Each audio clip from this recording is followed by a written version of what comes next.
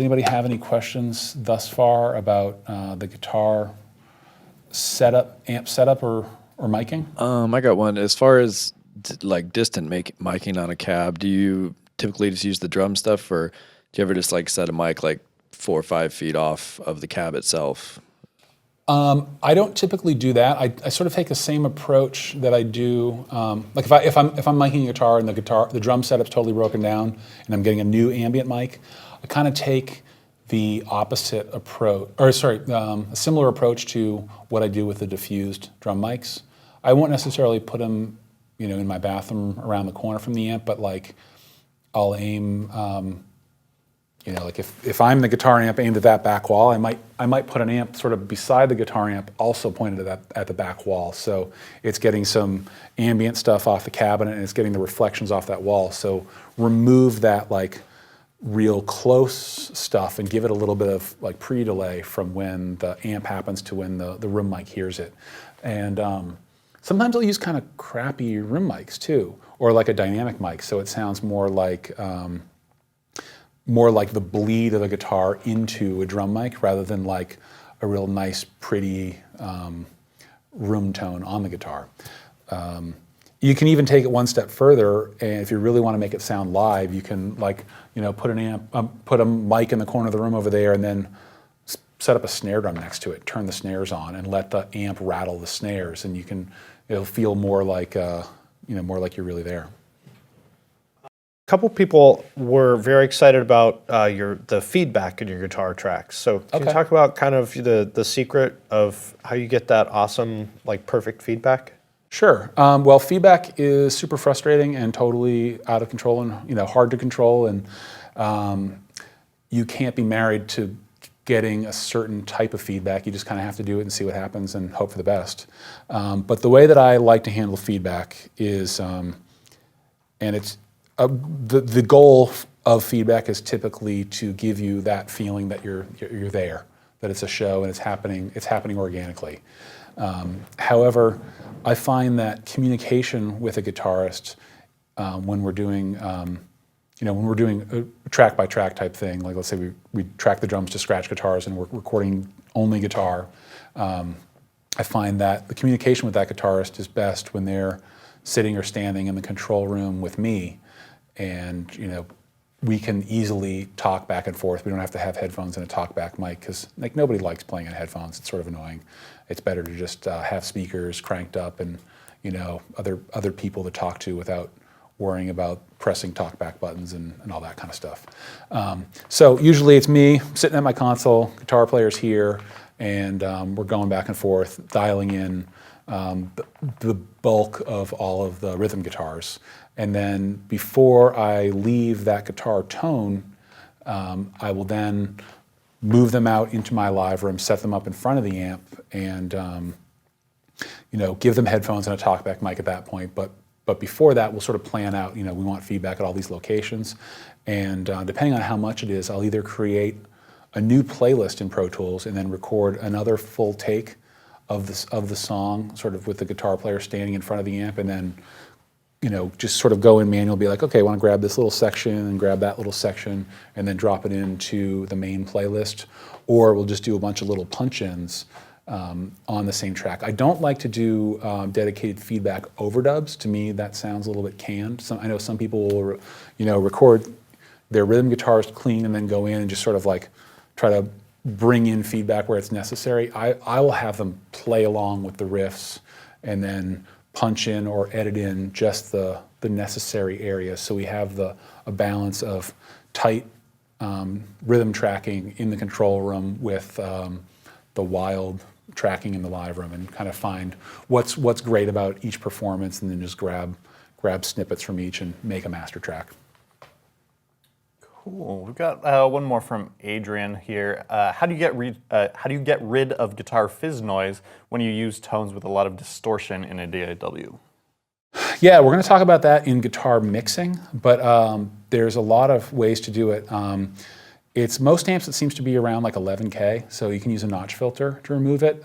Some people will use a low pass filter, which I try to avoid because I think that low passing it removes all of the good air, which gives the guitar tone a sense of three-dimensionality.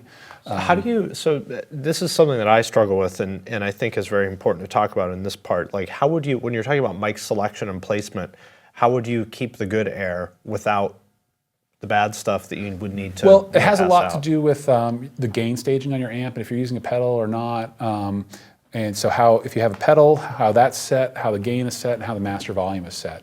You'll hear, I probably should have talked a little bit more about master volume earlier, but depending on your amplifier and your cabinet, the tone is going to change drastically based on where your master is set. And, at lower levels, you're going to have more headroom and sort of more responsiveness, but at higher levels, you're going to have more raunch. The mid-range is going to come forward. The low mids are going to come out. The speakers are going to start compressing and sort of evening out your tone. You're going to get more feedback and more sustain with more volume, but it's at the same time, there's the sound of metal is lower master volumes and more crunch and more articulation. So depending on the style that you're playing and the song that you're doing, you might want a super loud sound, you might want a super quiet. So try to dial that in. But the other thing that I'm noticing is the presence kind of will vary in a lot of amps, where when you're down really low, you get a really sizzly sound. And you bring it up to like medium high, the mid-range fills in, you don't hear so much sizzle. Then you go up even higher, and then a different kind of sizzle comes out. So depending on what type of sizzle you like or don't like and how open you want the tone, you just kind of adjust your master volume or change your speaker cabinets. Use lower wattage speakers or darker sounding speakers that will sort of roll. I mean, all speakers roll off high end, but they just do it to different degrees. Like the higher wattage Celestians and like the neodymium magnet Celestians are closer to PA speakers, and they don't roll off nearly as much high end as say like a V30 will. Actually my current favorite speakers are made by Weber. I'm using usually a combination of a Alnico Blue Dog with a hemp cone and a ceramic silver bell with a paper cone. And the hemp cone especially does a great job of rolling off the exceedingly sizzly high end. So you can, you do that with amp selection, but you also do that with microphone selection. Certain dynamic microphones, for example, like Beyer M88, a very mid-range forward microphone, doesn't have too much sizzle, has a nice bottom end. If you have an extra sizzly guitar amp, you might choose an M88, or you might choose to rely more heavily on like a Royer 121 ribbon mic, which is going to roll off a lot of the top. You got to be a little bit careful about those mics that roll off all the top, because you do want a little bit of top in there. So maybe you have a Royer combined with a dynamic mic, like a Beyer 201 has quite a bit of sizzle. So you can have the bulk of your sound come from the Royer. You can blend in a little bit of the Beyer there to just give it some three-dimensionality, or whatever. Pick cool mics. Try a bunch of different stuff till you find the right mic to work with the amplifier. And of course, microphone preamp is huge too. Like more transformers sound different than no transformers. They tend to add a certain amount of weight to the sound and reduce some of that sizzle. But if you've already recorded it and you're stuck with a really sizzly guitar, notch filtering is your friend, and sort of sometimes boosting first is an easier way to find where that frequency is. So like boost like a narrow bandwidth Bell EQ, and then search around till you find that type stuff, find that frequency, and then cut it at that same frequency. And then, a certain amount of cut will give you, you'll probably cut too much at first because you want to get rid of that stuff entirely, and then you realize that it starts sounding a little fake. So it starts sounding like a pod or something, and then bring that stuff back in and it'll feel a little bit more organic. Just one other quick thing about that. Another cool trick for that is to use a de-esser on the guitar. You can, especially a de-esser or a multi-band compressor that can let you sort of dial in specific frequencies. The Waves de-esser is pretty good for that. Or like Waves C4 is not bad. You can kind of dial in what's the sizzly frequency and pull that down. So you can still kind of boost the brightness of the guitar with another EQ, but then reduce the sizzle with that de-esser. Great. All right. And some people in the chat room are going to cry. I think they're 7 or 8 people who all wanted to know the same thing, and I don't want the internet to cry. So, Ed Lamb says, I was curious about the guitar tones of bands you've recorded like Nails and Trap Them who use the Boss HM2 pedal. It's all about the HM2. Tones are so clear, yet still retain the signature HM2 style grit. How do you approach recording, mixing that sort of sound? I loved Sick Key said that Nails record is the dirtiest, most pissed off guitar tone I have ever heard, namely like Wide Open Wound. Yeah. So could you elaborate on your use of that? Nails are dirty and pissed off people, and and that tone starts with the people. So yeah, I mean, the HM2 is a very specific sound, and it sort of, I think, the HM2 as we know it today, which has sort of enjoyed a renaissance as of late. Comes from early Swedish death metal. There's sort of like 2 classic death metals to me. There's the Florida death metal, which tended to be solid state guitar amps, like the Ampeg VH140C and the SS and some of the Crate stuff and some PV stuff. And Finn and I love the PV Bandit. We talk about that stuff all the time. And then the Swedish death metal sound actually came from different PV Bandits and Marshalls with the Boss HM2 pedal. And it has this very specific sort of EQ filter to it that just sounds like an angry tractor being played through a guitar amp. There's other pedals actually that do essentially the same thing. There's the Arion Metal Master, which is like I think kind of like a clone of the HM2, but with crappy parts. And that's a little bit more searing and sizzly than the HM2.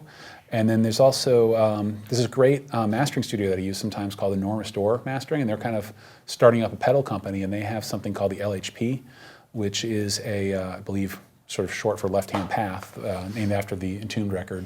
And that's a similar tone to the HM2, but with a little more control of the mid-range and presence. And I actually got a pretty convincing HM2 tone recently out of a Mason Mark III combo and a Boss Metal Zone going into it. So this HM2 sound is becoming like a lot more common these days, and I think a lot of the bands doing it, like Trap Them and Nails, are aware of that, and don't want to get too lumped into what everybody else is doing, because when I make records, I try to make them sort of timeless. I don't want people to like put on one of my records and go like, oh yeah, 2009. Like I want to know, or 2014 or whatever. Like I want people to be able to always enjoy the music that I do. So as trends sort of come and become certain prevailing winds, I think myself and a lot of the bands that I record, we try to move away from that. So the early Nails records really were just straight up like Marshall HM2 kind of sounds. And the key to that, the classic like Swedish death metal dialed in HM2 sound is really in the gain staging. You take the pedal, you pretty much just crank the level, you definitely crank the low and the high knob, and then sort of gain to taste. And then, the EQ on the amp matters, but it's really about the input gain and the master volume. And just there's a point when that stuff just kind of, it sounds like nothing. It sounds thin and small and crappy, and then you get to a certain point of the master volume when all of a sudden like it fills in the 3 dimensionalities there, and it doesn't sound like this weird canned tone, and it just becomes this totally menacing monstrosity.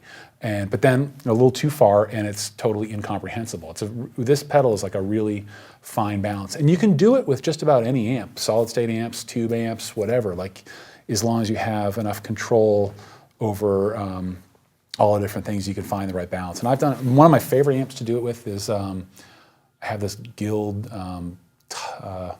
Titan, totally weird old amp, and it's just killer for that. I also, Gibson Titan.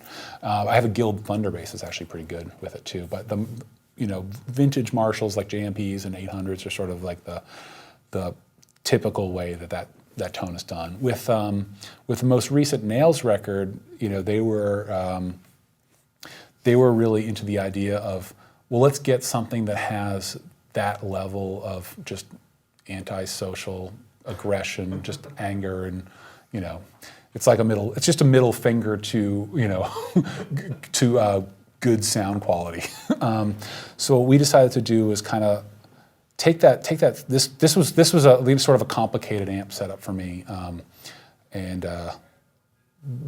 big juggling act. So we took that that sort of stock Swedish metal tone, Swedish death metal tone with the HM2, and I can't remember which amp we used for it. It might have been a JMP. I don't know. I have a lot of stuff, and I'm really bad at remembering the details of what I did. But there's a stock sort of HM2 sound in there, but that's also, and that's sort of getting all the mid range. So I probably did use my Marshall because it's not a super bassy amp. So that's kind of getting the mid range, and then the bottom end is mostly coming from an amp called the Hovercraft, which is made in Portland, Oregon. It's a small company that kind of they get kind of cheap amps and then rebuild them and repurpose them into something different. And the amp that I have is a Hovercraft Dwarvenaut 20. It's a 20 watt amp. It began its life as a Jet City, but now it's more like an old orange with a fuzz pedal in front of it. So that's got this like real super smooth, greasy, slimy, ultra saturated, compressed kind of almost like stoner doom kind of sleep kind of sound to it. So there's that, but it's not a very precise sounding amp. So the HM2 sort of added this like mid-range raunch and articulation, and then the Dwarvenaut sort of added all this bottom end smear. Because the band is not a super precise band. The fact that it's like overwhelming and incomprehensible at times is, I think, one of the big strengths of the band. So those are two signals that contribute to the sound, and then the final contribution was sort of inspired by Norway. We got a metal zone and just sort of tweaked that out to some real awful sounding settings and ran that into a Altec, I forget the model number, just the classic Altec tube microphone preamp. It's like a 5-channel mixer tube preamp. 1567A, I think is the model number of it. So, and that's kind of quite a dark mic preamp. So if you've ever tried to like run a distortion pedal right into the board, you know that it's just like psss. So I used a dark mic preamp, tube mic preamp, so that it would kind of compress the signal, distort it a little bit more, and make it dark. I love like all those old garage records, especially like Stooges and MC5 type stuff, and that sounds like the microphone preamps are distorted on the guitars. It's not just distortion coming off the guitar, but it's like distortion coming from the mic. And supposedly like the early Soundgarden records were done that way too. I don't know if you have any specific knowledge of that, Tad, but... Yeah, I think Kim was using those Music Man amps at that point. Yeah. HD 120s or something. Yeah, those are cool. Yeah. Yeah, but I heard in some interview at one point that he was talking about how I think they used like a Summit tube mic preamp and would overdrive the tube mic preamp, so you're getting like overdrive from the amp, but also a different type of overdrive from the microphone. So I had that whole direct double overdrive signal being blended in with two amplifiers, and then the cumulative effect of that is a little more broadband than most of the guitar tones I would go to. I mean, that really, the metal zone thing really encroaches upon the cymbal sound, and the Hovercraft really encroaches upon the bass tone. But so before we move on, I want to add that there's one critical element of this sound, and I'm not being facetious here. It really can't be understated, which is Todd. I mean, Todd Jones is a very unique human being. Yeah, as a player and a person, and that matters a lot. I could plug in. Todd is a very good friend of mine. I could plug into that same setup. I wouldn't sound like Todd. You wouldn't sound like Todd, and it's important to remember that the human ingredient. Part of what makes so many of your recordings so great is the human beings involved with them, and that's something that I think we should all remember. Which is why you were saying the first segment of today, like working with your client. Yeah. Don't skip that. Yeah. That's important stuff. Oh, just I feel like I should say Todd didn't do all the guitars on that though. They have a second guitarist now, Seba, and he's awesome. Oh, and he played on that too? Yeah, they're just equal. Like I forget if Todd's left and he's right or vice versa, but I don't think anybody pinch hit it for anybody else on that one. Todd is certainly the main driving force, for sure. creatively, and but regardless, point being, the humans that played on the record, whoever they are, that's a huge part of the sound, and gear is great and all that, but the people. I learned that lesson the hard way many years ago. I recorded a record that some people liked, and then shortly thereafter, I had a band come in and say, "We love this record. Do everything exactly the same as you did on that record." And I really did my best to do everything engineering-wise exactly the same as I had done on this record that they really loved, and that record just didn't really turn out very good because they were different players. They had different songs and they played in a different way. And you got to always listen to who it is that you're recording and do what works best for them and optimize the song, and don't get married to what somebody else did. But just, it's important to reference other stuff just to keep yourself honest and to calibrate your ears. But really, you need to listen to the song and do what's best for the song.